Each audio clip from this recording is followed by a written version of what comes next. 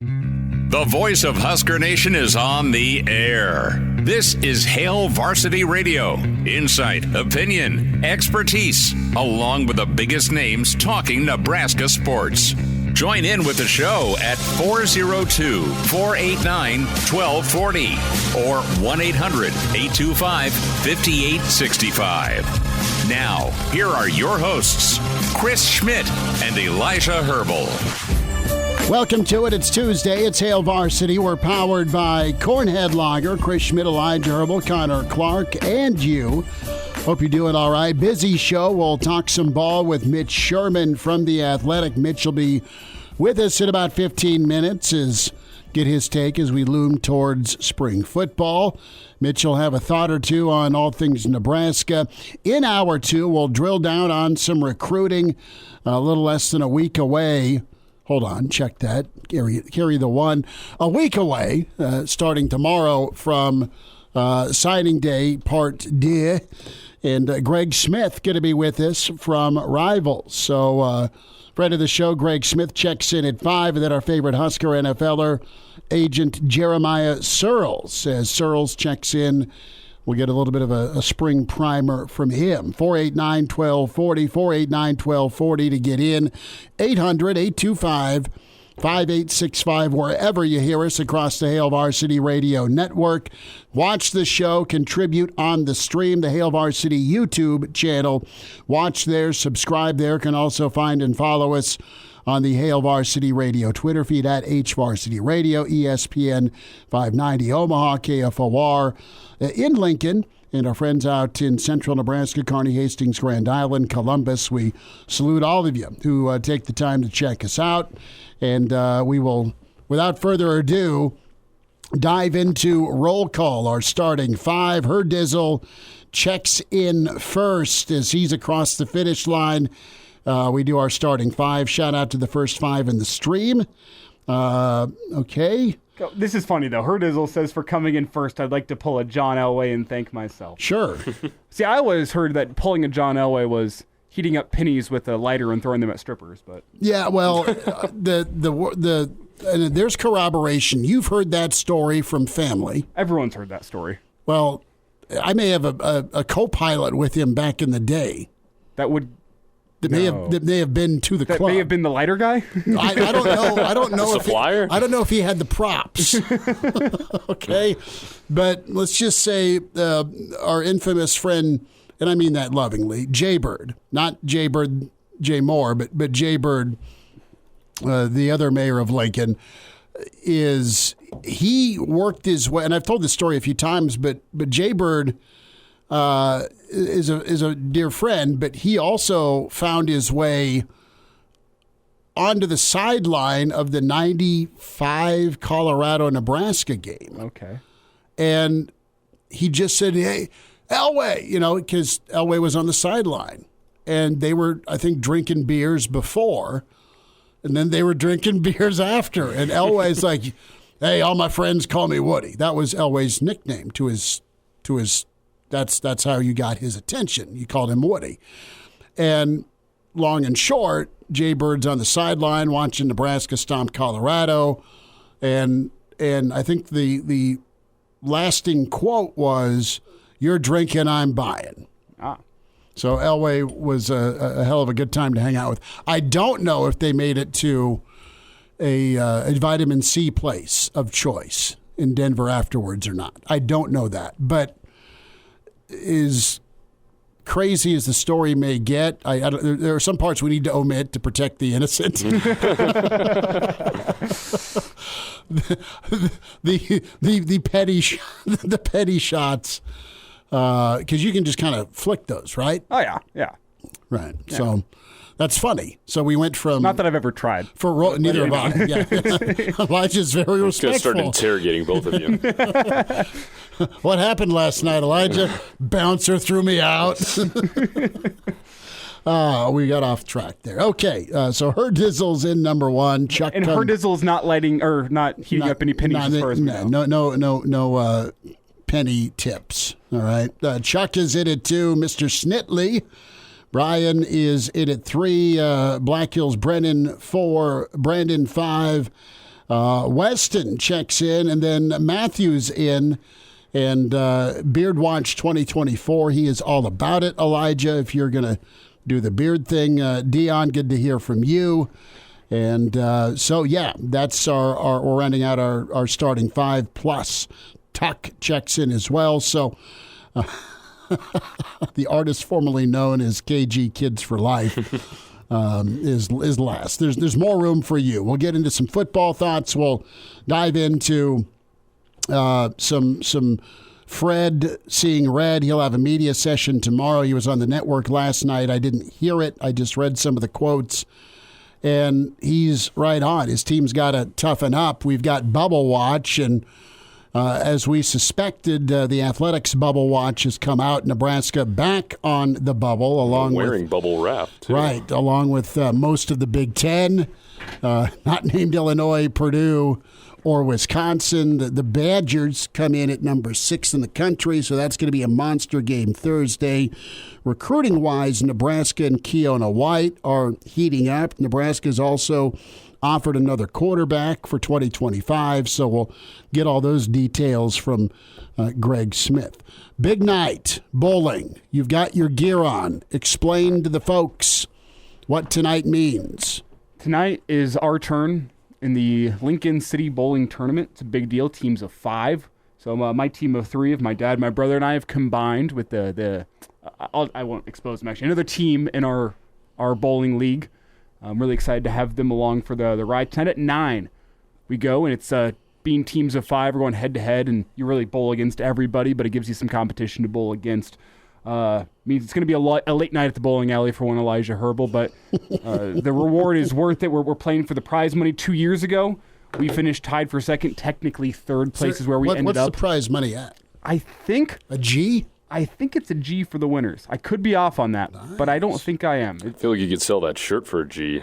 This? Yeah. This is a hand-me-down from my grandfather, rest his soul.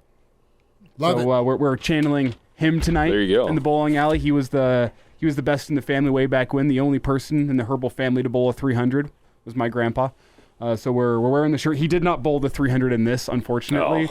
But it's still hopefully got some good juju wearing off. And, we're going to get that rocking at 9. Again, as I said, third place finish 2 years ago. Last year, not up to our standard. We're going to forget about that. Short-term memory, goldfish, if you will. Mm-hmm. And we're back at it tonight, so we're going for the championship. We're going to see. Full report tomorrow. Well, it's going to be a late night for me. You better be a little foggy. It's going to be a late night. You better be a little foggy at 4 o'clock tomorrow because it was such a good night. Well, we'll see. Well, all I know is that we start at 9. We're not going to be out of the bowling alley till well after midnight, most likely tonight. So it's going to be a late night, but late nights sometimes are the best nights, and that's what we're hoping for tonight. And celebration will ensue afterwards. Yeah, I need Busch Heavies or Budweiser Heavies and Busch Lights popping. One of the problems is the city tournament itself lasts an entire week. It goes from Monday through Friday. We bowling on Tuesday mean we lock in our score tonight, and then we play the waiting game the rest of the night. So we could be top of the leaderboard after tonight and not finish within the top 5. So it's like you're in the clubhouse early. Exactly. You are buying drinks for the competition, I pray.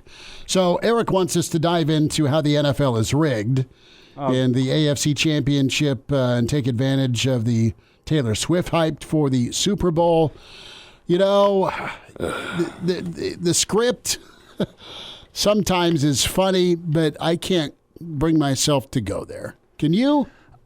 It was funnier than it is now because I feel like some people are really starting to believe it.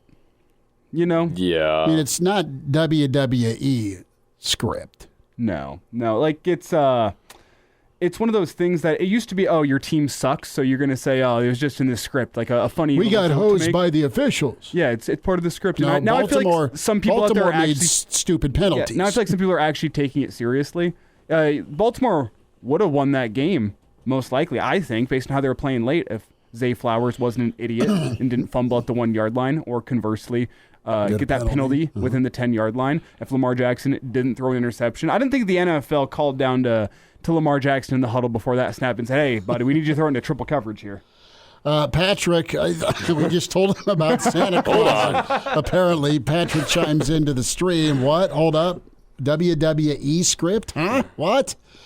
So, yeah, that's pretty good. Let's dive into just quick news and notes with Nebraska football, specifically the roster. It's been released. Ethan Piper retiring. He has not announced that, but he's not on the roster. He's got a long road ahead of recovery with that injury, so we love Pipe. And it was good to see Pipe. I believe he's doing his student teaching at North Star. I saw him a couple Saturdays ago, and he was walking around looking decent. Still the knee brace on, but you just hope after an injury like that a guy is able to have, if it's not football, just a high quality of life moving forward. You want to be able to be mobile. And it was good to see him walking around, looking good in that way. So all the best to Ethan Piper, whether or not football's in the cards for him in the future. Sure. Well, and you know what? He'll be a heck of a coach, and if that's something he wants to pursue. So heck of a high school science teacher. Yeah, I think so. Yeah, science. Yeah, let's hope he doesn't get into that kind of science. No, I'm not saying he's not walking the path Kingpin of one. Ethan Piper. Walter White. If he's got a black fedora and a Dodge Charger, look out. I don't think anyone would mess with Ethan Piper down in the desert of Arizona, I tell you what. No, I don't think so either. You have Kane Williams also off the roster. Ruquan Buckley has made the shift over to offensive line. You have Jeremiah Charles and Bryce Turner now playing defensive back, and IGC is back on the roster. Good for him. And you have Maciejczak from D-line to O-line. Goldman is on the defensive line, and roster sits at 149 right now. So that's kind of the news and notes of where things are at. No mention of the running back room. The wide receiver room is pretty well set there. And, of course, your quarterback room is going to be the eyes of a lot of this spring. And Bryce Turner, I think, to the defensive back room, I mean, there's some interesting notes there. That might be the most interesting of all. We remember him. He was from Bay City down in Texas. And if you remember, was a fantastic sprinter, track and field athlete. The Husker coaches were really, really excited with what they could have with him, maybe playing slot receiver, taking the top off of defense. You wonder why defensive back is the move for him, but you still have a world of athleticism there, and you wonder what he can do in the defensive back, or maybe more of a developmental project there, moving to defensive back. I'm not quite sure. But whenever you see his speed and his athleticism, you wonder about his potential to be a return man, what he can do in that defensive back room. I was excited to see what he could do at wide receiver. So that's an interesting move to see him moving the defensive side of the ball, especially with what seems to be a team need at wide receiver. No, for sure. So Jackson checks in. We batted this around a little bit after the show last night. We were going to touch on it today. And Jackson asked the question, did we talk about Dylan Raiola being dropped to number 71 with the On3 rankings? And that is a bit surprising. There's some theories out there as to why. And I guess my reasoning and answer as for the drop, the guy looked pretty good in the Polynesian Bowl. He went to Nebraska, not Georgia. I don't know if there's any crossover with Georgia alums and their influence on rankings. Maybe there is, maybe there isn't. I don't know. I don't know the process other than the kid was top 3, top 4 on about everyone's recruiting rankings. And then he drops. All I can say is this, the kid will use it as motivation, possibly. But so what? He's signed. He's in Lincoln. And the job in front of him right now is to go earn a job and be that leader you need at quarterback and be the difference at a position where you were responsible for being minus 17 in turnovers with a handful of losses by a field goal or in overtime. Yeah, I'm in the so what boat, I think, with this. Because at the end of the day, I mean, when you're recruiting him initially, the numbers hold value, obviously. And when you're, ranking players, it depends on how good they are. It's all based on a whole metric system and everything. But at the end of the day, none of that really matters when he steps out on the field in a Nebraska uniform. I mean, all that matters is how he plays in a Nebraska uniform at the end of the day. So I don't really think that seeing somebody drop, especially Raiola, I know it's maybe shocking at first because he's been at the top for so long and so many schools have been going after him for a number of years now, and it was a huge deal when he flipped over to Nebraska finally. But at the same time, as you said, Schmidt, I mean, you signed him, you have him, he's probably going to be your quarterback. That's really all that matters now, and you know the talent that he possesses. The number really can't, put a gauge on that at this point, in my opinion. I'll just say this. Look at the people that Nebraska brought in last year in their 2023 class. Did Jalen Lloyd play like a 3-star? No. He tied Marvin Harrison Jr. for 50-yard touchdown receptions. Did Riley Van Poppel play like a 3-star? Did Prince William Amelin play like there was 250 players in the country that were better freshmen than him last season? I think the answer to all those things is no. I'm with Connor on this. Once you step foot on campus, it doesn't matter. Everyone sees the talent with Dylan Raiola. Why is he dropping down to 71 in the On3 rankings? Well, On3's probably got it wrong. I'll just simply say that. We all see the talent coming off the page. Why have they done that? I don't know. Do I really care? No. We'll ask recruiting insider and national recruiting analyst Greg Smith in about 45 minutes or so. And Greg Smith with Rivals. They have Dylan Raiola still as the number 2 overall player in the country. Right. Does it really matter? We're gonna grill Greg. Why do you have Dylan Raiola number 2 overall? Tell us. And there you go. Anonymous does check in and ask or throw this in. Dylan's mobility is a huge question. We'll wind down this segment. We're running out of time. We'll get back to it. We'll talk some more with Mitch Sherman at Hail Varsity, powered by Cornhead Lager. It's that time. Psst. Hey, Mitch. Mitchie. We're looking for you, pal. Mitch Sherman from The Athletic, talking Big Red. Unleash the fury, Mitch. Unleash the fury! On Hail Varsity Radio. Back with you at Hail Varsity. We're powered by Cornhead Lager, Chris Schmidt, Elijah Herbel, Connor Clark. We welcome in Mitch Sherman with The Athletic at Mitch Sherman on Twitter is where you follow him. Mitch, how we doing? Are you out chipping away with the weather out there? Are you hunkered down doing some work? Oh, some of both. I'm not chipping away with the pitching wedge. Is that what you mean, or like at the ice? Yeah, at the bottom of my driveway. Which more specific. I do need to be specific in this time of year. Not the ice chipper, but the wedge is what I was asking.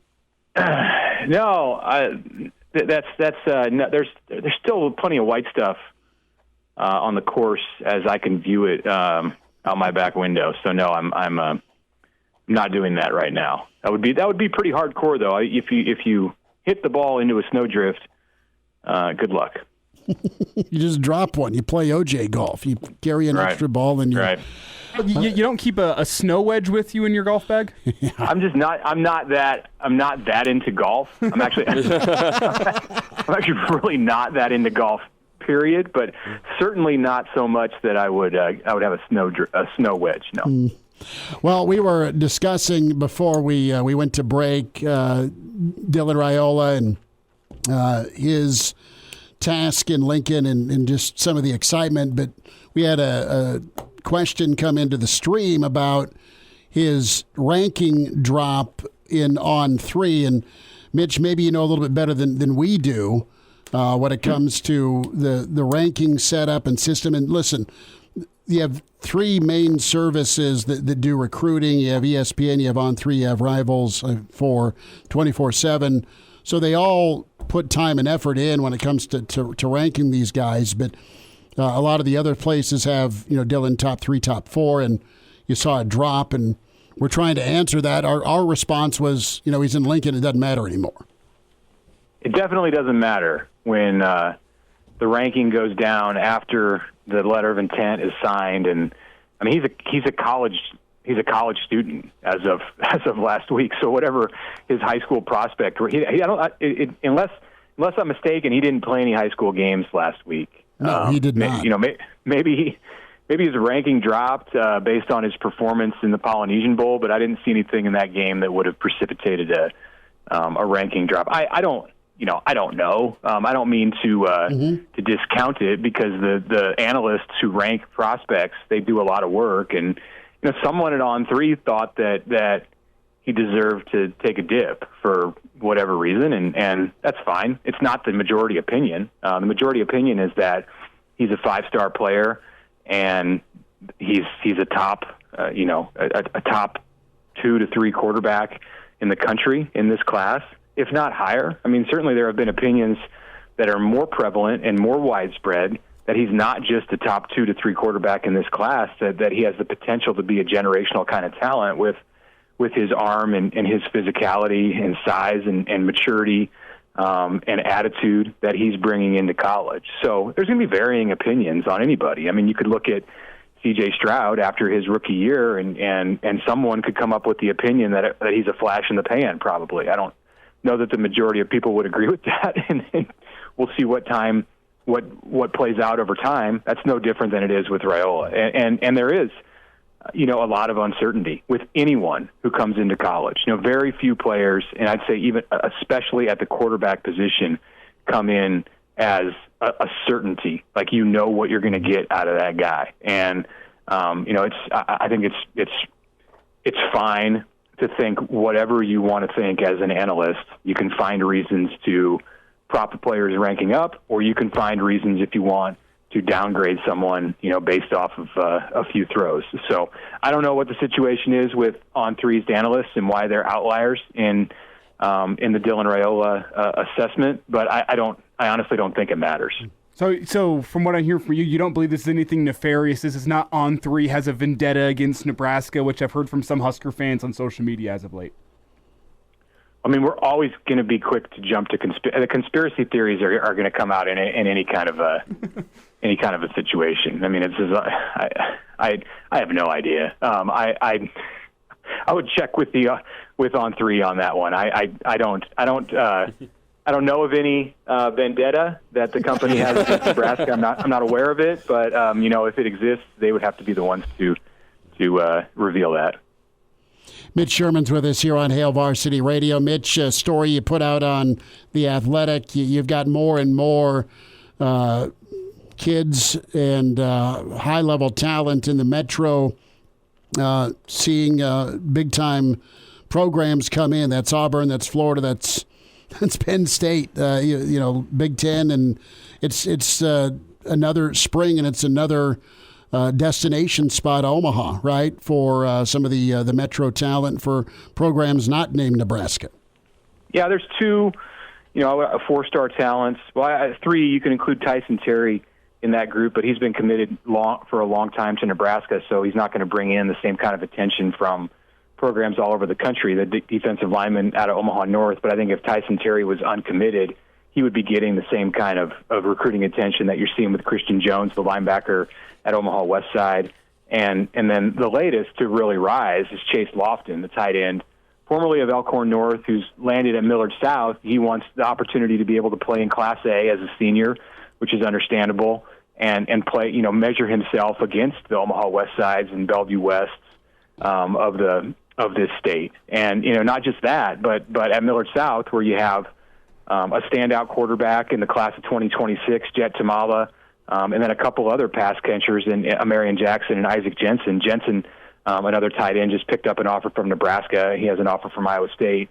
So there's 4 of them in that class. They're going to open the season in the fall at Basha High School in Chandler, Arizona, which is the school we were just talking about Dylan Raiola, the school that beat Dylan Raiola's Chandler High 2 times in Dylan's junior season. So it's a nationally respected program, was ranked in the top 50 in Max Preps last season, and consistently ranks among the best in Arizona. So Ty Wisdom, the coach at Millard South, is taking his guys down to Phoenix to start the season, and they're going to get a return trip in the senior year for Tamala, Jensen, and Jackson when Lofton's off at school from Basha to come up and play at Buell Stadium in 2025, which will be a pretty cool thing for high school football in the state of Nebraska. What does that say to you about just the national opinion about high school football in the state of Nebraska? We've seen it with basketball in recent years with some national powers coming into the state and taking on some of Nebraska's top programs. Starting to see that now with football too. What does that tell you about the national perception of the players that Nebraska high school football has? I think the national perception is behind what the reality of it is. And you can look at the past couple of classes, and per capita, Nebraska, a state with 1.8 million people, is putting out 12 to 15 Power 5 prospects a year. If you go up to 20 million people like you have in in Texas or Florida or even beyond that. You're talking, in obviously 10 to 15 times more prospects per capita. Nebraska's doing pretty well, and I don't think that the state has received the kind of the respect that it deserves for the high school football that it's playing right now. I think there are observers of high school football and recruiting nationally who still look at Nebraska high school football and the prospects in this state like it's 2013 or 2014, when you might have 1, 2, 3 Power 5 prospects come out of the state in a year. That's no longer happening. I mean, there's quarterbacks that are coming out almost every year, and this is a result of the work that Steve Warren is doing at the Warren Academy, and that others are doing in their training. But the Warren Academy is essential, is huge in the development of these players as college prospects. All 4 of the guys at Millard South who are being looked at here this month and receiving offers were products of the Warren Academy, along with guys like Danny Kalin, Zane Flores, and Thomas Fedoni, and the list can just go on.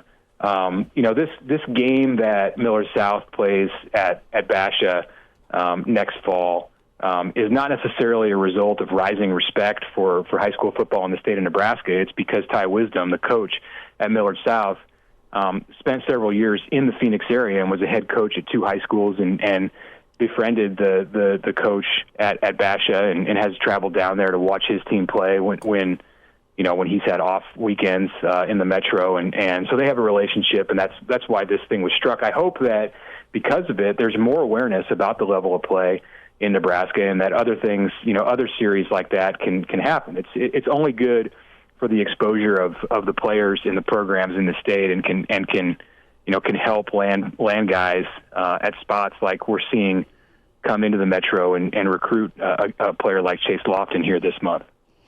Mitch, Lofton was at SC last weekend. He's visiting Alabama. So, I mean, those are some heavyweight names. Christian Jones, of course, the linebacker from West Side, not only Nebraska, but the who's who of the SEC and, well, the Big Ten are after him. 2 big-time prospects. They got about a minute and a half. How do you, as you look at it, where's Nebraska in the race for these 2? I think Nebraska's in the position that it wants to be for both of them right now. I mean, you'd like to have these guys committed, but it's not realistic to expect the players with that many options are going to commit this early unless you've just got a slam dunk situation. With Christian Jones, he has a bunch of teammates from West Side in the last few classes who've ended up at Nebraska. I mean, you're looking at Jalen Lloyd, Tristan Alvano, and Caleb Benning. Those guys are going to help Nebraska recruit Christian Jones to Lincoln, but he has all kinds of options, as you mentioned, and his dad played at Nebraska, so that's a factor too, I think, with the family. And with Lofton, we'll see. It's a little early. His brother's at Kansas State as a tight end, Braden Lofton, and the Wildcats are a factor in addition to all the other teams that you mentioned. So when you've got SC and Bama knocking on your door, and we'll see, those programs have not offered, but Penn State, Florida State, Missouri, many others have offered. Auburn offered him last week. I think more offers are going to come for Chase Lofton. And he was at Nebraska for a junior day with those Millard South teammates just a couple of weeks ago. And, I think what Nebraska's doing is impressing all of these kids, but they're going to have to continue to recruit those guys, especially those 2, really hard to again win the recruiting battles for the top players in their own state. Mitch, about 10 seconds. What's coming up from you on The Athletic, bud? We'll see. Still working through this week. It's a busy time in recruiting, so I'm sure I'll have some more content in that area. But as we know, this is not the busiest time of year for what's going on the practice field or anything like that. So we'll see what stories pop up here over the next few days. Sounds good, Mitch. Thanks for the time. Appreciate you jumping in. All right, thanks a lot, guys. There he is, Mitch Sherman with us from The Athletic, at Mitch Sherman on Twitter. Open phones here till 5 with Hail Varsity. And now, back to Hail Varsity Radio. Thanks for spending time at Hail Varsity. We're powered by Cornhead Lager, Chris Schmidt, Elijah Herbel, Connor Clark. Reminder about your friends at Dyer Law. If you've been injured in a personal injury accident, you can count on Dyer Law and the team to provide you with a helping hand when and where you need it, no matter what you're dealing with. Call Dyer Law, the team today at 402-393-7529, or visit Dyer.law to chat with a trusted professional about your personal injury claim. Dyer.law, that's Dyer.law, 402-393-7529. More recruiting questions flooding in here on the stream when it comes to needs and wants, and good stuff from Mitch here on the metro area in Millard South and the talent they have. West Side still loaded, a lot of talent. Omaha North, of course, in the metro.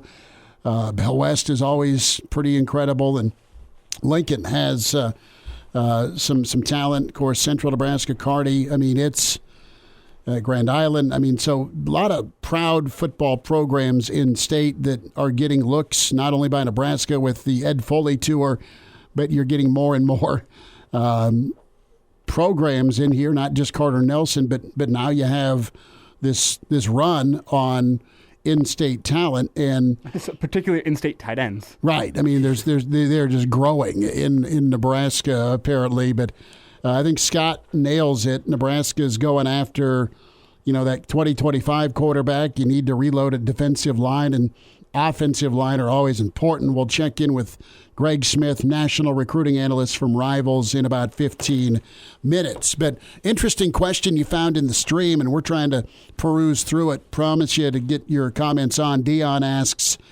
Dion saying, look, yeah, Mitch, let's advertise to the nation. We got players to poach. Dion, they'll just jump on Huddle, brother, and find them themselves. Advertisement true. Or not. So it is out there. It's a new world in recruiting, and the word is out on Nebraska precisely because of what Mitch mentioned, the Warren Academy and other training facilities. You've got kids that are super talented that are refining their skills, putting in the work in the off season. One of the biggest takeaways and why things are so good, not only because of population base in Florida and California and in Texas. Yeah, you've got a ton of kids to choose from that are talented and big and fast and strong and all that, but there's spring football that happens in Texas. There's spring football that happens in Florida. There's spring football that happens in California. So Nebraska doesn't have spring football. And so these kids that don't have spring football, what are they doing? They're not necessarily specializing in sports, but they're spending a Sunday or a Saturday with Warren or another training facility, and they're putting the work in that way. And for a second, Dion, you're the one who brought up this conversation. I want you to take the Husker hat off for just a second. It doesn't come off. But briefly, You're take it off. telling Dion to take his Husker red off. Yes, and I'll bring it back to Nebraska. Okay. Don't worry. Yeah. But think about the high school athletes that you have in this state, and think about the opportunities that can be afforded to them by advertising, as you say, the talent that we do have on display in this state. And I think in the long haul, it can help Nebraska. I'll get there in just a second. But think of a kid like Easton Stick. Sure. Playing in the NFL now. Best offer he had coming out of high school is North Dakota State. Great offer. Great offer, don't get me wrong. But Easton Stick was a kid that was way more talented than a Division I AA program such as North Dakota State. That's no slight to North Dakota State, but Easton Stick was a Power 5 kid. Do you think Easton Stick's getting a Nebraska offer if, say, I don't know, name your Power 5 school from the SEC or from wherever. If Mississippi State comes in, if Missouri comes in, if UCLA comes in, Stanford comes in and offers Easton Stick, do you think that changes the recruitment from Nebraska's point of view? Yes, absolutely it does. Sure, because you've got some air quote peers in the building now. And that is a net positive for Nebraska, despite the fact that, yes, your competition is going to be greater. By having more of a national presence that, you know what, Nebraska is a great recruiting base, you're bringing in competition for yourself, but you're also,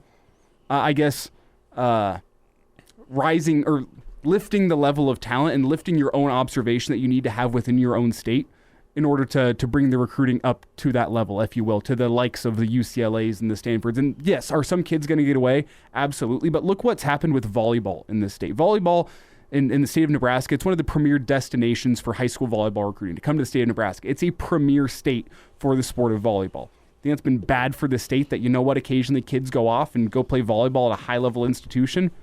No. Go get school paid for, get a nest egg before you're 22 through NIL, and start off life with no debt and a savings account. And Scott may have put it into words better than I was able to. Playing better competition is always a win in my book. Even if you lose, you get to see where you need to get better. That's kind of where I'm getting at here. Right, and that's Rhule's statement, right? I'm not going to apologize for bringing in talent.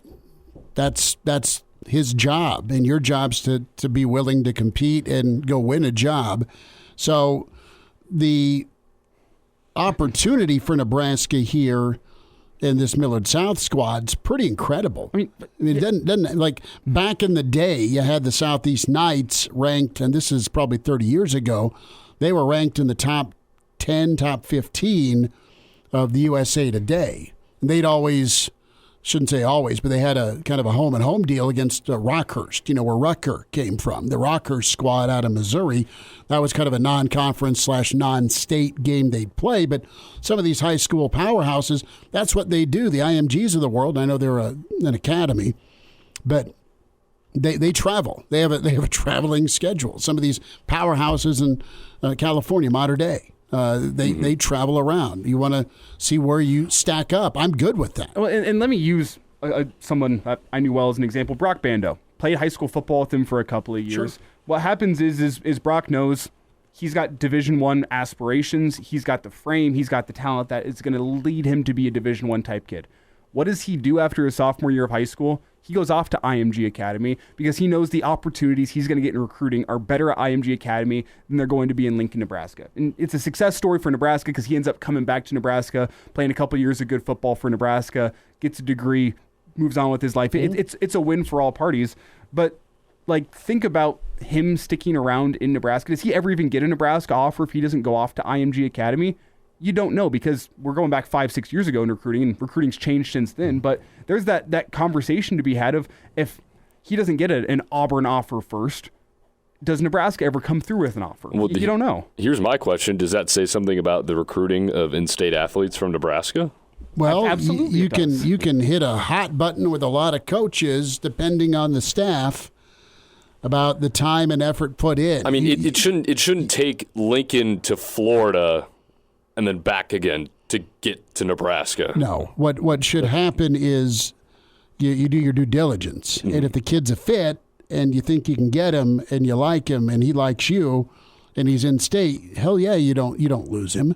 But you need to, and you can't any longer, take Nebraska kids for granted. And if they want to or are going to go to Nebraska. And if other schools are coming in and making offers, you can't take them for granted anymore. And I'll finish. Come find them. I don't think this staff is. I'll finish this conversation just by saying there has never been a time in the history of college football where having more talent within your own state borders has been bad for the college football program in that state. No, you got to have it. You got to have it, and it's been specifically, Elijah, you're right, important for Nebraska historically. We'll wind out Hour 1. Greg Smith on recruiting. Sirles coming up in Hour 2. It's Hail Varsity. And now, back to Hail Varsity Radio.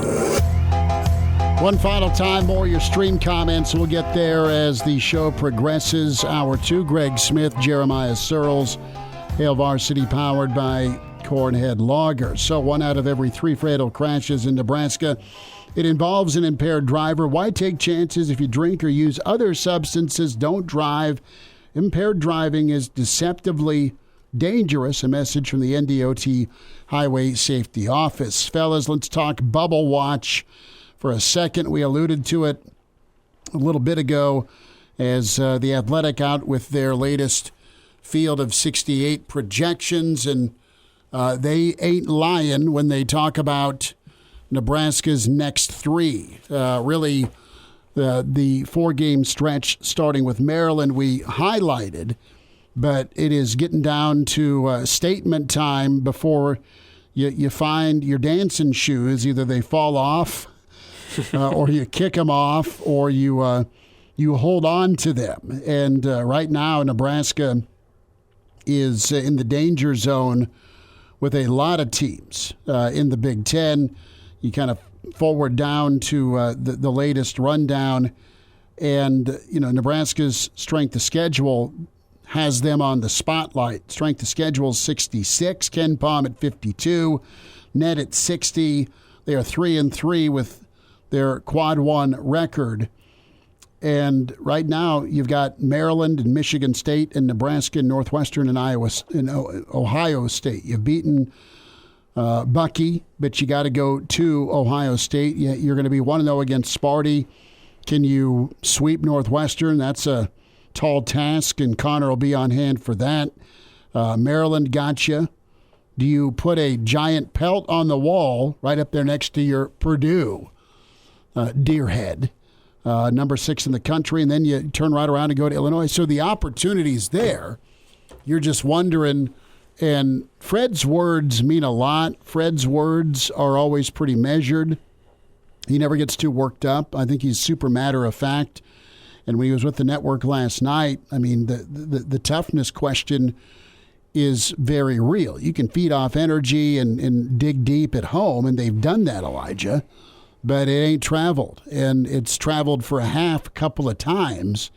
But the where does the team go if, God forbid, it doesn't go well Thursday night? And then you're at Illinois, and then you're at Northwestern. You're in a 4-game skid. Well, and that's the opportunity that awaits you. You can look at it two ways. You can look at the potential disaster or the potential opportunity. How are basketball fans that wear the red and white looking at it? They're looking disaster. It's a crucial week, though, to say the least. You have 4 quad 1 games remaining on your schedule. 3 of them are in the next week. This is make or break for the NCAA tournament. This is the biggest week of Husker basketball in 10 years. I mean, that's what I said yesterday. Yeah. Yeah, like easily. And again, I agree with you. I think you look at Thursday as opportunity rather than test. I think that, even if you're a Husker basketball fan, you're discouraged by the performance at Maryland, and I mean, how could you not be? The energy in the building is still going to be high. There's still a ton to play for.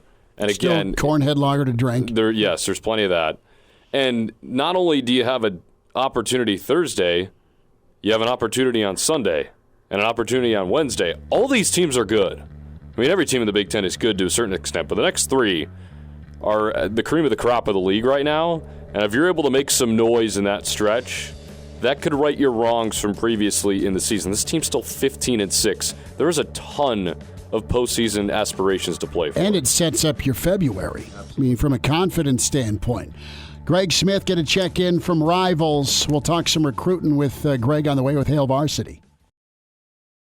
The voice of Husker Nation is on the air. This is Hail Varsity Radio. Insight, opinion, expertise, along with the biggest names talking Nebraska sports. Join in with the show at 402-489-1240 or 1-800-825-5865. Now, here are your hosts, Chris Schmidt and Elijah Herbel. Back with you, it's Hour 2. It's Hail Varsity. We're powered by Cornhead Lager, Chris Schmidt, Elijah Herbel, Connor Clark. We say hello to Greg Smith, a national recruiting analyst with Rivals. Find and follow him if you don't already at Greg Smith Rivals. Mr. Greg, it is awesome to see you in the video, Hail Varsity YouTube, where you can watch also the Hail Varsity Radio Twitter feed, the ESPN 590 KFOR Twitter feed, wherever you like to watch the show. How are you doing, man? That football office looks nice. Love the wallpaper. Yeah. Thank you. It's good to be back with you guys. It feels like it hasn't been that long, but a lot has changed in that time, right? New job. I have moved out of Lincoln. A lot's happened around here. So I was going to ask, am I still able to, knock on your door around dinner time, around 6:40, when I smell steaks on the grill, but the door was never answered. I mean, I'm messing with you. But yeah, I'm so happy for you, man. That's awesome. National analyst, and you deserve it, brother. It's awesome. Thank you. I appreciate that. If you smell the grilled meats from Omaha, then you are more than welcome to come through and knock on the door. We will. I want to kind of get things kicked off with just your analysis when it comes to rating a player. I've had some questions today in the stream as far as Dylan Raiola, and I know Rivals still has him top 3 in the country. Break it down, man, for our audience. What goes into the ranking of a player at quarterback or defensive tackle or, whatever, but just how the sausage is made, for lack of a better term, when it comes to coming out with your top 3, top 5 players in the country. Yeah, it's a much more involved process than I think that people realize, and I always explain this to people like on the other end of it, to prospects, about like when they complain about their ranking, when they say, I'm only, the 7th best wide receiver in the country. Well, you have to understand, if you're number 7 in the entire country, we're talking about you're a pretty good player in your own right? There's a lot of high school football players out there. Now, when it comes to that top group, it becomes a little bit nitpicky, right? When you're talking about, we have Dylan, number 2 in our overall rankings. And even when we moved him from number 1 to number 2 in favor of Jeremiah Smith, the wide receiver that he was in a class with at one point at Ohio State, he ended up at Ohio State. We were met with criticism when we did that, because it's not typical to see a wide receiver jump over a quarterback in that process. But in that particular case, we think Jeremiah Smith is basically Julio Jones. And if you think that, then he's well deserving of being the number 1 player in the country, right? But when it comes to quarterbacks, some of it comes down to, how they performed in the season, which Dylan definitely checked that box. But then it also comes down to how they performed in all-star games, which we also thought he checked that box as well.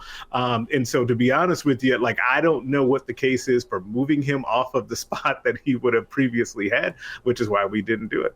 Well, the conspiracy theories between out there from Husker fans are, On3's got a Husker bias. They have a vendetta against Nebraska. Or, they're just doing it for clicks. They just want the attention. But you're telling me there's actual real reasoning behind recruiting rankings? Yeah, there's actual real reasons. You really wouldn't want it. Honestly, I'm going to be talking about how the sausage is made. You would never actually want to anger a large fan base, because they're more likely to click the other way, right? It would be smarter to make a couple of guys that were kind of mid 3 stars, 4 stars, and then get the bump from that, and have people talking about that. So no, it's better to go the other way than to just make people mad. Greg, I want to get your thoughts with the national scene you're on. You also keep an ear locally, not just with Nebraska, but the Big Ten. But, feedback, you talk to kids all the time. What is the buzz like for Nebraska with this Raiola commitment, and just more so, not only Raiola, but also Rhule, because he is knocking on doors in-state and out-of-state? Yeah, I think that those are the 2 main things right now that are driving Nebraska's kind of resurgence, because they surged at the end of this class. And when it comes to both high school and the transfer portal, you got to combine them anymore, right? And think about it all holistically. And I think that initial surge was because they got Dylan Raiola, and he was in the boat and was somebody that, when those transfer wide receivers came on campus, I know they spent a lot of time with Dylan. When Dante Dowdell, the running back as well, did the same thing, right? So those guys, it was instrumental in having Dylan around to help to kind of pitch the program and say, hey, I'm a big time player. I'm coming here. Here's why you should also do it. But the flip side of that is what you kind of alluded to, which is when you say that, those guys have to then go talk to the coaching staff, right? So then to see if all of that stuff is true. So then when they go talk to Matt Rhule and those guys, they're like, oh, he actually was telling me the truth and shooting me straight about what he was actually talking about with this program. And I think that people and I continue to hear this consistently, parents, high school coaches, recruits, they just love Matt Rhule and they love talking to him. And those 2 things in combination, I think, are a powerful 1-2 punch right now. Greg, we were talking earlier about how, the talent in Nebraska is being sought after a lot more nationally now. How does Nebraska kind of fend off those larger teams that are coming in, whether that's in the Big Ten or in the SEC or wherever it may be? Man, that's a great question, because it's getting dicey out there. It is hard. It's something where there's a couple of things that Nebraska has to do, and one of them in particular that they can control right now, I think they're doing well at, which is just getting in the high schools and actually recruiting these kids hard, right? The days are gone where you can just offer, a guy like Chase Lofton and just expect him to come here, or, a Christian Jones, you offer him and he's basically going to shut it down and then end up at Nebraska. Those guys now have offers from all over the country. In the case of Jones, Notre Dame, Oklahoma is really high on him. Chase Lofton obviously has the connection to Kansas State with his brother being there. He was just at USC this past weekend, going to Alabama this weekend. And so everyone is after those kids. So you have to put the legwork in, which is why what Ed Foley is doing is so important for this staff, right? And then the other thing, which they can't control just yet, they had one season of it, is they got to win, right? I've said this on this show before. I've said it other places. You have to put yourself in the shoes of these kids now who have not seen Nebraska win very much in their lifetime, or at least since they, could remember what was happening with football. So the wins have to come and the progress has to go on the field. But the first step is to actually put in the legwork to recruit them. Yeah, and Greg, there's kind of two sides to this argument. We've seen it both. We talked about it back in hour one. That's, it's concerning whenever the who's who of college football are coming to your state and recruiting because there's more competition. But on the flip side, my take is if there's more attention and more talent within your home states, I can't remember a time that's been bad for the in-state football program, despite the fact that you might lose some kids to out of state. What's your take on that? Is that a fair take that more recruiting attention, despite the fact that the competition goes up and you might lose some kids, is good for Nebraska in the long run? Oh, yeah, it's absolutely good. It is better to have it this way than to only have, say, 2 kids that really are deserving of scholarship offers within the state, right? Because then the more kids that Nebraska can bring in from in-state where you don't have to travel as much, it is easier to recruit them just based on kind of the overhead and what it's going to take to win that recruitment, the better, right? Like, I know they want to go into Texas and they will continue to do that, but it takes a little bit more of a toll to do that versus going down the street or down I-80 and recruiting kids from the state. So ultimately, it's a very good thing, but I understand why it makes fans nervous because they're going to be in some high-profile battles, and it's going to happen again this year. Greg Smith with us here on Hail Varsity, a national recruiting analyst with Rivals at Greg Smith Rivals, where you follow him. So when we talk about Nebraska and the in-state prospects, Greg, we know that it's been on the rise. It's been noticed. Recruiting's different now than it was 5 years ago. It's international, for lack of a better term. We've highlighted that.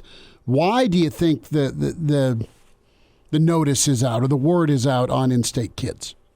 Yeah, I think a couple of things, and I go back to, remember, and it's funny you said 5 years ago, because just about before that Cam Jurgens year, when he was kind of the big name, and people were starting to come to the state, right? LSU was in on him at the end, and then over the next couple of seasons, you started to see guys like Nick Henrich and Chris Hickman, Garrett Nelson and Ethan Piper. Snodgrass was in that same class as well.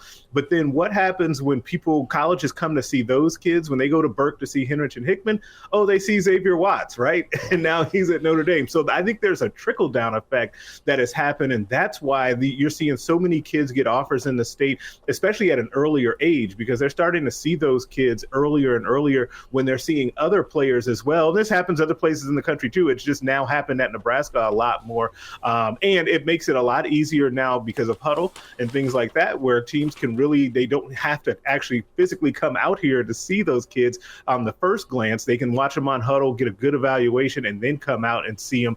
And so, yeah, I think there's a number of reasons there. But anytime, I looked up, I was at Carter Nelson's game this past year, and Notre Dame's director of player personnel is on the sideline. You just wouldn't have seen that stuff, 5 or 6 years ago. It's just kind of amazing how it's all exploded. Greg, wanted to get your thoughts on some names that are out there, and Nebraska offering a quarterback, Dylan Duff, kid out of St. Louis. What are your thoughts on him? I know Nebraska's still chasing Maskey out of Algona. That's a big target that they were looking at quarterback for 2025. But touch on those quarterbacks that Nebraska's looking at, and then needs for Nebraska for 2025. Yeah, I think that Duff, to stay in there first, he's about 6'3", 190, a good passer. He's got a nice, accurate arm, and he's a kid that's on the rise. Like he has been visited by a lot of schools in the region over this kind of contact period here in January. So you think, obviously Nebraska was in there with a good chunk of the staff when they offered him today. He was at Missouri, I believe, this past weekend. Kansas State, Iowa State, all kind of circling the wagons on him as well. So I think he's a really good regional prospect, and that's kind of where Alex Mansky is right now, even though he just took a visit to Texas A&M because they've got an interesting connection. I think you're going to continue. You talk about teams that are going to come into Nebraska. Christian Ellsworth, who was at Nebraska, now down at Texas A&M, as soon as he got down there and in that position and kind of got elevated under Mike Elko, they started offering Nebraska kids left and right, and Nebraska targets that Nebraska had too. Alex Mansky is a kid that he was really familiar with, so they've got a connection there. And then he's also got Iowa and Iowa State, who are also heavily in on him, as is Nebraska, like you mentioned. I'm very curious on what happens with that quarterback position when it comes to this cycle, because as you know, we've been doing this long enough. When you have a really good quarterback one year, it is very hard to stack quarterbacks year after year. I don't think that anybody is under an illusion that Dylan Raiola is not going to start this year and beyond. And so it just becomes really hard to then sell kids that want to play right away at that position to be able to come in. It's just going to be tough. And as far as needs go for Nebraska this year, defensive line, I think, is one. I think that adding a guy to go along with Tyson Terry, who I'm very high on, I think he's a great young player, but getting another defensive lineman or two with him, getting another big time linebacker, I think that this is a year where they can swing for the fence at linebacker as well. So a couple of those defensive positions in the front seven, I think, is where they need to be looking first and foremost. Greg, with Raiola and Kalen both on roster, you expect Raiola's going to play this year. You expect Kalen most likely going to redshirt. Does that take down the importance of getting a quarterback in that 2025 class? Usually coaches want a quarterback in every single class because of things like attrition, guys transferring in and out, potential injuries, missing on kids. Is it important for Nebraska to get a kid in 2025, or does a Kalen redshirt kind of take care of that? I still think that you want to get one because of what we've seen with the transfer portal, right? That can change so fast now.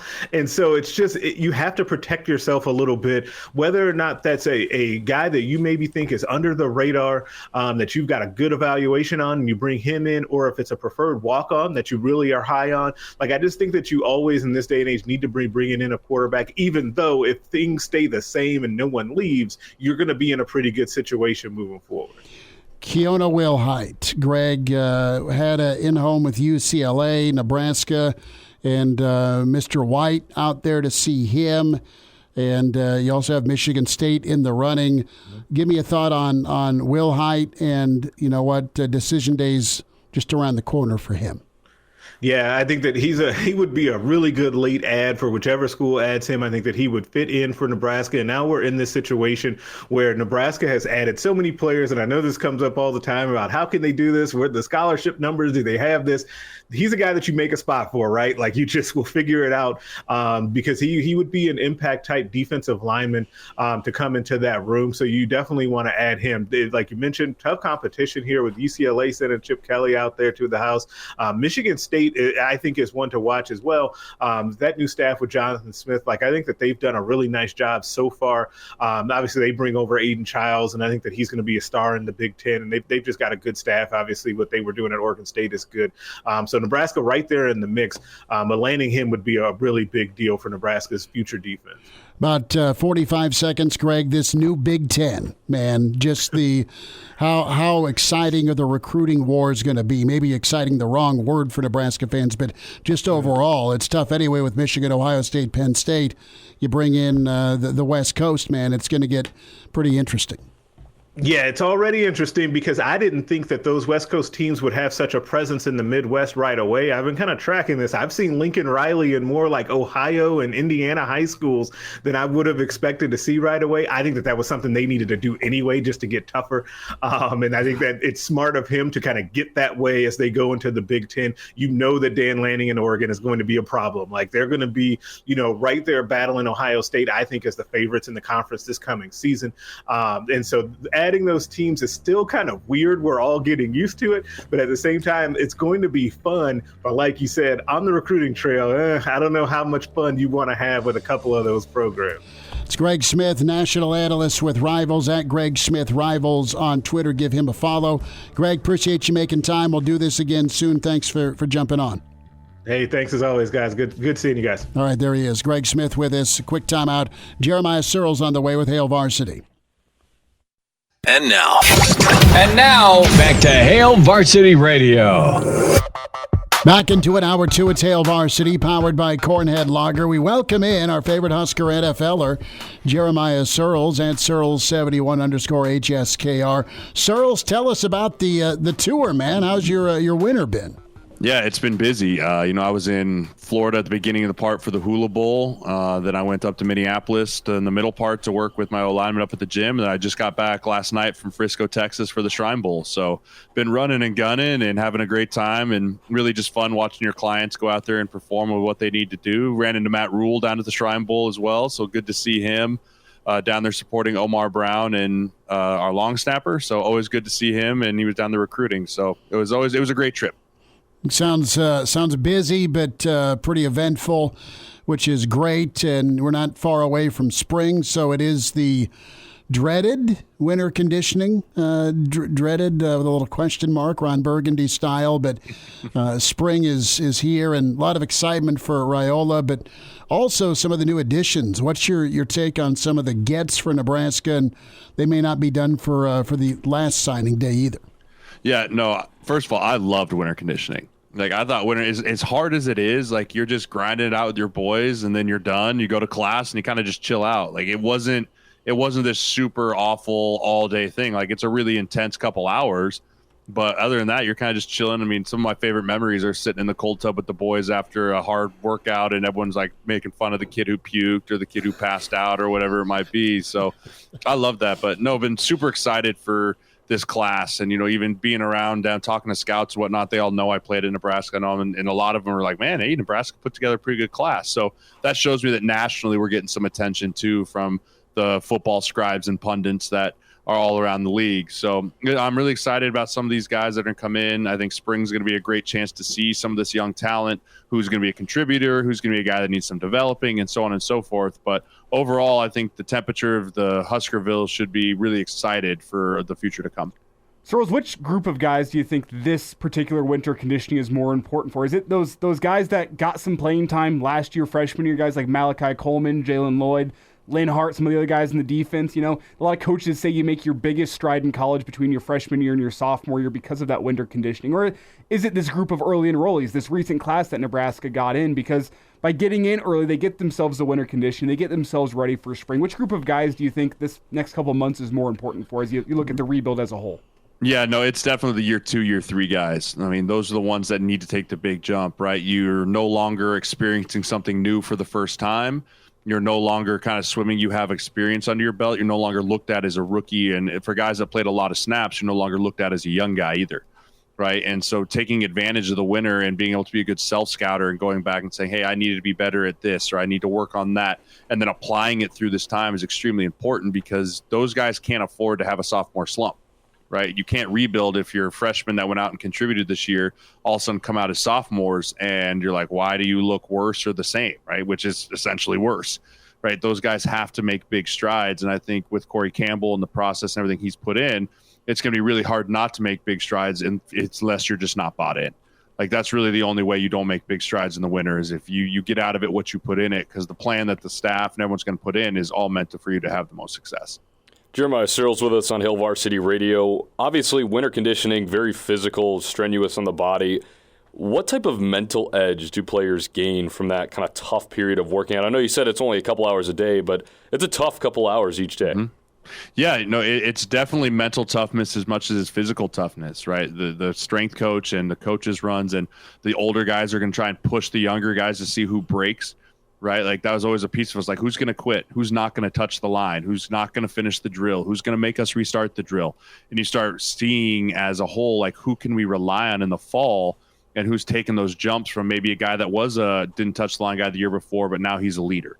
Right, you can start to see that, and that's a little bit where that mental edge comes in, of you're developing your mental toughness of it's fourth quarter, games on the line, 2-minute drill. You fall back on your training of the base that you built through winter conditioning. So all this stuff is important. All of it plays into a factor. A lot of it's just kind of evaluating where guys are at mentally as well. Well, with this winter conditioning process in progress, you kind of mentioned the fact that players get in what they put into the process. Mm-hmm. With winter conditioning, is it more player-led or more coach-led? Well, what is the more important factor there? Yeah, the coaches need to put together a phenomenal program. right? They need to have a program, whether it be 6 weeks, 8 weeks, whatever it is, leading up to spring ball, and calculate what they want to get out of it from a metric standpoint. As far as what it comes from a player-led, the player-led is much more who's the internal leaders, who are the guys that are going to stand up and say, hey, follow me, I know the path. Like Ty Robinson comes to mind, Nash Hutmacher comes to mind, those type of guys, and also who's going to take the step into that leadership role. These are where you really are starting to look for who your leaders are in the fall. But overall, the coaches run everything, and it's their job to have the program put in place. It's the players' job to execute. Sirles, what are you expecting from the O-line? With the God of the guys coming back, I'm expecting some really high hopes, right? I think Bryce Benhart played his best football of his career towards the end of the year last year and really throughout the entire year last year. Ben Scott coming back there, big guy in the middle, hoping that he's going to be a guy that can anchor it down for us. We bring in the transfer from Florida, the boxer. So hopefully he's not punching anyone at the 10-yard line. But, he's an extremely gifted athlete. You see it on tape all over the place. Teddy Prohaska having a healthy, non-surgical offseason can do leaps and bounds for him as well. And then you start filling in there of guys that have played last year that aren't just going to be penciled in and penned in as starters, but true competition across the board. And that's one of the first times I can think for a long time of going into a spring with multiple guys that have starting experience competing and making each other better so we can truly find out who the best five are going to be come the fall. And when you talk about that best five, Sirles, what's more important with those guys in taking strides based on what you saw? Is it that physical? Is that weight room element that they're going through right now? Or is it going to be in spring, getting on the field and getting that technique right? What do you think there's more refinement to be had with that group? I think it's both. I don't think you can take one or pick one. You have to be big, fast, strong, physical to play offensive line. It's no secret. You can be as technical and talented as you want. If you don't got the lead in your ass, it don't matter, right? And so you got to put that work in during the winter. But then when you get out, you have to technically refine yourself as well. If you can be as strong as can be, if you can't control your own body in your pass set and the timing, then it doesn't matter. So it's definitely a combination of the two. And last year, so many times with the offensive line, it all went kind of south when one guy missed here or one block fall off here. So just getting the five guys that work the best together and communicate the best and the less MEs, and then pairing that with being fast, strong, physical, which they all should be in this program. There's no reason not to be. That's when we're going to really start to see if we've made some big strides or not. Sirles, what can Glenn Thomas do for a true freshman quarterback or a guy like Harburg that's had limited development in his time at Nebraska? Yeah, I think, talking about him, you can just come in and install a culture. You can come in and teach the way it should be done, and you really get to build from the ground up, right? So that's for me, is you want a guy that's going to build from the ground up, shape, mold, clay his way. And when you get to do that, especially with a young guy, you get to pretty much pick and choose, hey, this is my way or the highway. It worked or it didn't, right? So I'm excited for him to come in and just kind of implement his system. Thought on Raiola, the expectations, the pressure, the celebration, and he's moving the needle. He's making Nebraska, recognizable from a recruiting standpoint. You still got to produce on the field. Coach Rhule and everybody knows that, but it's a little different feel now with a guy like Raiola committing and then being on campus. Yeah, I treat freshmen the same way I treat rookies. Until you've proven to me that you can do it, you don't matter to me, right? And as much as Raiola is great and fun, I love it. I've seen 5 stars flame out quicker than can be, and I'm not saying he's going to, but I want him to come in and earn it still, right? I don't want people to treat him like the golden boy or the anointed one yet. Like, until you prove to me you can do it between the white lines in practice and then out on the game, you're just a guy. Right. And I'm excited for what you've done and what you've built to this program. But I think that's the kind of mentality he needs to have. And it's going to be important that the seniors rally around him. The older guys rally around him. It's like, hey, you may be our guy, but you still need to earn it from us. Right. That's just an important part of growing and developing as a player, not just as the guy. Right. Everyone can be the guy coming out of high school. You got to earn it to your teammates and prove it to your teammates. And then when they anoint you that's when it matters. When you talk about that sink or swim aspect, Sirles, do you think this spring Raiola gets tossed into the deep end, if you will? Oh, yeah. He's going to get tossed in the deep end with the lead vest on, right? Like, let's see if you can swing, young buck. But that's what you got to do when you bring in a guy like this, that the hope is, hey, you play 3 years and go get drafted in the top 10, right? That's what happens when you draft a guy like, or bring in a guy like this. That's the hope and the dream, that he's so good he leaves for the NFL in 3 years. You got to see what you got right away and understand, where are we starting? Are we starting from ground zero? Are we starting from floor 10, or are you already built way up here where we're just refining certain aspects? But you really don't get that feel for a player until you see him out there against 22, 23-year-old guys that have been playing college football for 4, 5, 6, 8-10 years, whatever it is now. Cyril's thoughts on the Super Bowl, Chiefs, and they are going to, you're grunting, Chiefs and 49ers. I'm with you, Cyril. I mean, I really wanted a Ravens Lions Super Bowl. That's what my heart wanted. I think it's what America wanted. But, we get Mahomes and Kelsey again. And as much as I don't want them to win, I can't stop. I have to stop betting against Patrick Mahomes. He's the best, right? I was looking up a stat today. He is now third all-time quarterback wins in the playoffs, behind only Tom Brady and Joe Montana. He's 28 years old. He's past Manning. He's past Roethlisberger. He's past all these greats as a 28-year-old. We're watching one of the best to ever do it, arguably going to go down as the best to ever do it. And, he's found his stride, and he's only been sacked once. So I want San Fran to win. I think they may be the more talented roster top to bottom, but 15 is the greatest X factor there is in the NFL. Teammate Randy Gregory could end up with a Super Bowl ring. Yeah, going from Denver and Sean Payton and that train wreck to going to one of the best pass rushing units in the NFL with, Chase Young, Randy Gregory, Bosa, Armstead. Such a talented group up front for San Fran. Hey, let's not act like the Broncos didn't have a 6-week stretch this year where they looked all right. All right? Hang the banner, Elijah. Hang the banner. Sirles, last thought, what's coming up from you, man? I know you got some podcasts working and you're spending time with clients. That's pretty awesome.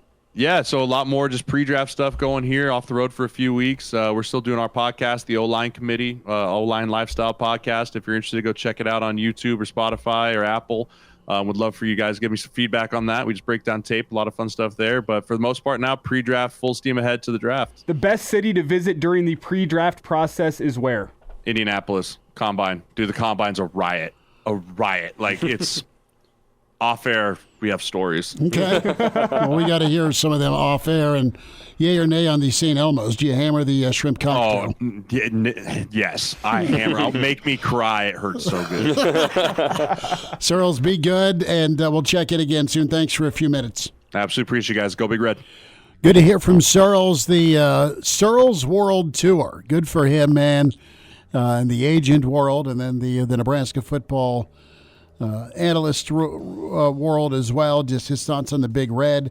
Find our podcast, Spotify, iTunes, Google Play, where you can download the show or catch the YouTube version on video. Subscribe to the Hail Varsity YouTube channel and Twitter at HVarsity Radio. And now, back to Hail Varsity Radio.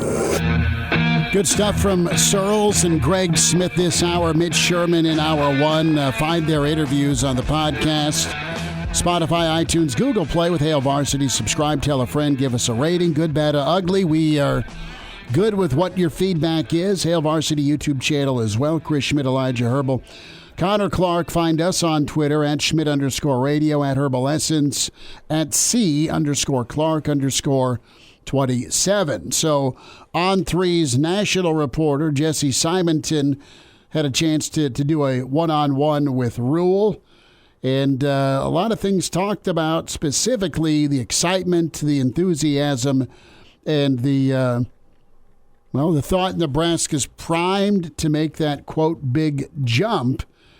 And that's music to Nebraska fans' ears. But pretty good conversation, fellas, with Rhule and Simonton. And Rhule started off with some of the things that you know as a Nebraska fan, but his level of concern, and he said this in his post games.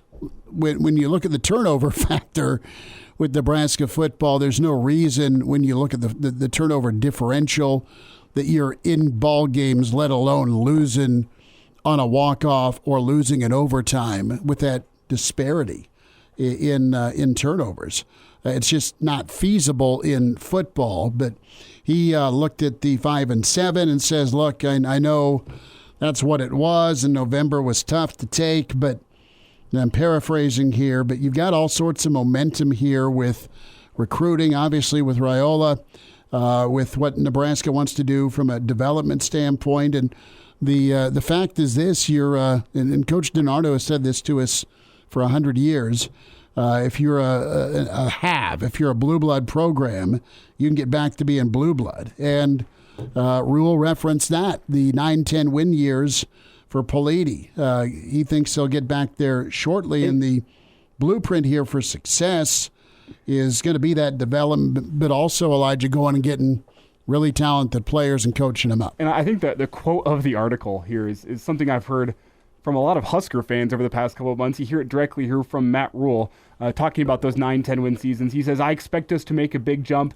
If you don't have a -17 turnover ratio last year, we probably go from 5-7 to an 8-9 win, maybe 10 win team. He's not wrong.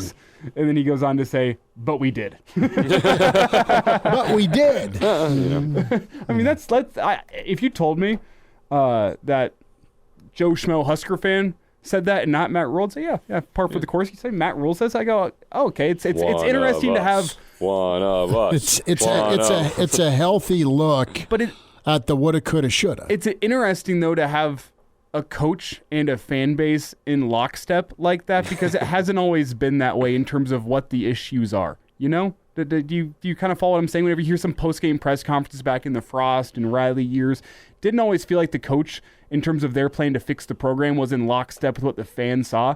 But Matt Rhule from day one has been in lockstep, where it's, how do you win at Nebraska? You run the football. You play physical football. You go back to what made you great in the 90s. You embrace the weather.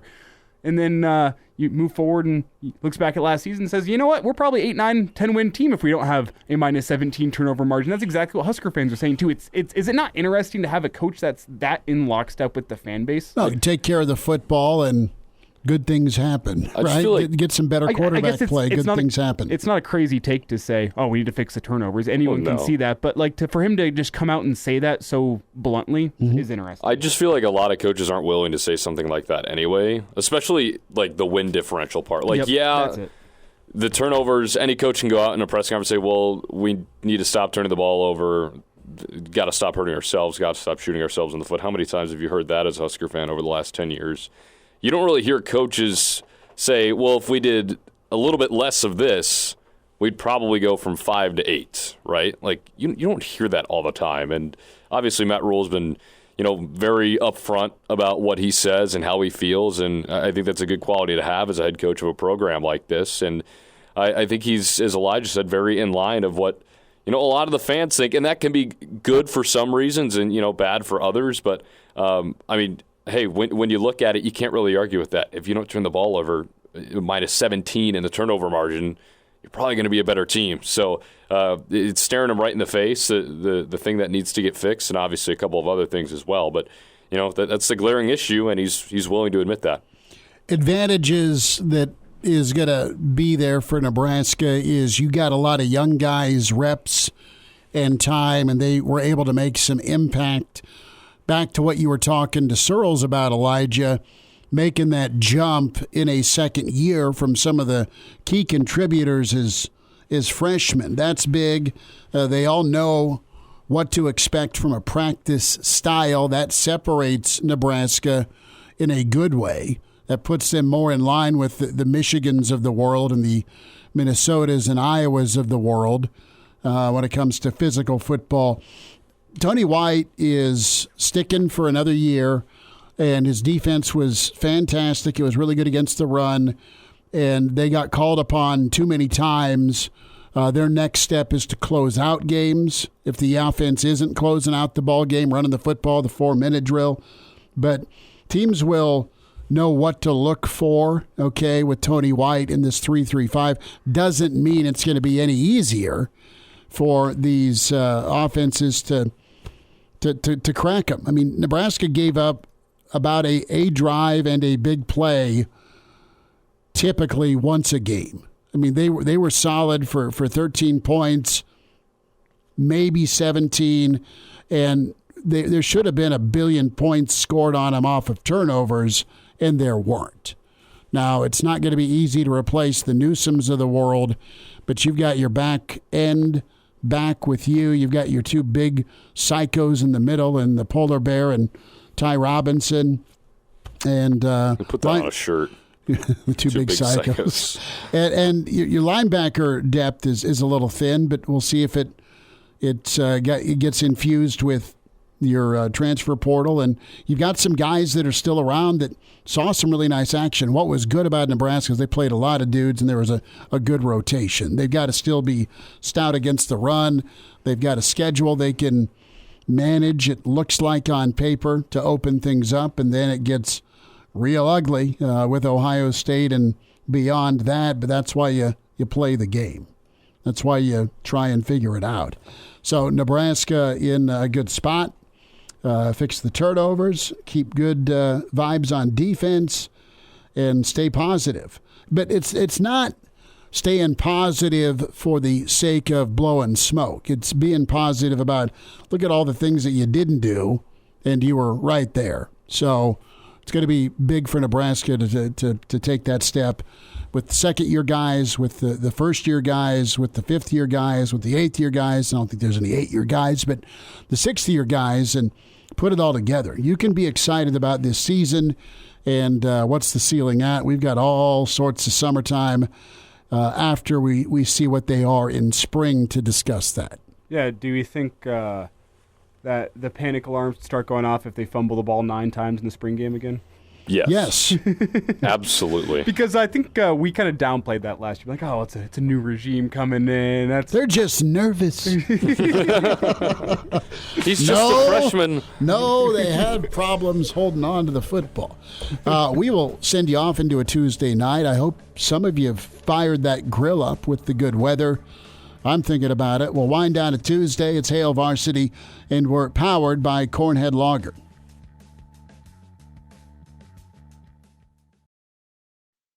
And now, back to Hail Varsity Radio. One final time, it's Hail Varsity. We're powered by Cornhead Lager, Chris Schmidt, Elijah Herbel, Connor Clark.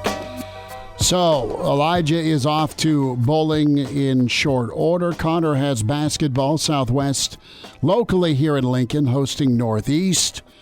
And that should be all right. You have a slate of basketball here the next couple of days, and you've kind of perused all the different brackets out there. So Athletics says Nebraska's bubble watching. What else is out there to calm Husker Nation ahead of Thursday? Calm? You've seen some brackets that have Nebraska still as a 9 seed. I've seen 9 seeds. I've seen 10 seeds. I think you've seen play-in Dayton. The only thing that's going to calm down Husker fans over the next week Thursday. I was going to say it was Xanax prescription, but well, I would go bourbon, but pick your poison. Yeah, at the end of the day. Is bourbon and Xanax a bad idea? Yes, that's a horrible idea. Okay, the only worst idea is bourbon and sleeping pills. I think the most accurate one I've seen, at least that agrees with my opinion, and it's not the bourbon and Xanax combo, is the Joe Lunardi last 4 in. I think that's pretty accurate right now, just based off the way that they lost on Saturday on the road to a Maryland team that is playing better, but it's a team that you shouldn't lose by 22. They got killed in a big game. Yeah. So I think last 4 in is accurate. I think Nebraska's squarely on the bubble right now. A win on Thursday could change that. You saw how much they dropped after the loss. Well, the equal thing could happen after a win against the number 6 team in the country in your building. So I think squarely on the bubble is good. At least in accuracy, and I'm not surprised that they're located on the playing game. Would you say that whenever we discuss 9 days from now, there's more scenarios where Nebraska is off the bubble, either in or out, than they are still on the bubble a week from now? If they split, because I think if you go in your next 3 2-1, I think you're in. Right, I'm saying these last 4, you go 2-2, I think you're good. There's not a bad loss in the next. But they still have right now. They still have bad losses out there to stub their toe. Yes. On. If you go winless over the next week, I look at this team being off the bubble in a bad way, being on the outside looking in. Yeah, I agree. But the thing that's going to help Nebraska right now, before we get into the next 3, is the fact that they're 3-3 in Quad 1 games. That's huge because Quad 1 wins are hard to come by. The fact you got 3 of them already. And you have 3 opportunities coming up that will be. I would have to check up on Northwestern's net because it's been a little bit low this year, but they should all 3 be Quad 1 opportunities. So if you're able to pick off one or two of those, that's going to go a long way. And the fact that they already have 3 of those quad 1 wins is a big deal. People weigh that in a ton. Does Northwestern get murdered tomorrow night? The revenge game at Purdue. That's interesting. Likely. I want to say Purdue probably wins that one pretty handily. Northwestern's playing good basketball, obviously, but yeah, Purdue's going to want their get back, especially after back-to-back years losing in Evanston. You need Creighton to keep rocking. If you're Nebraska, you need K-State to keep rocking. Yeah, that's the one that everybody's concerned they're about. They're teetering as well, right? And your win over Indiana. Indiana's got all sorts of talent. You need Sparty to keep rolling. The metrics love Sparty, too, so that'll help out Nebraska. They're still like top 20 in KenPom, aren't they? Mm-hmm. Yeah, Michigan State? 12 and 8. Strength of schedule. Good old Michigan State. Well, we'll be back at you tomorrow at 4 and get the show downloaded today. YouTube channel with Hail Varsity or Spotify, iTunes, Google Play. Thanks for tuning in with Hail Varsity.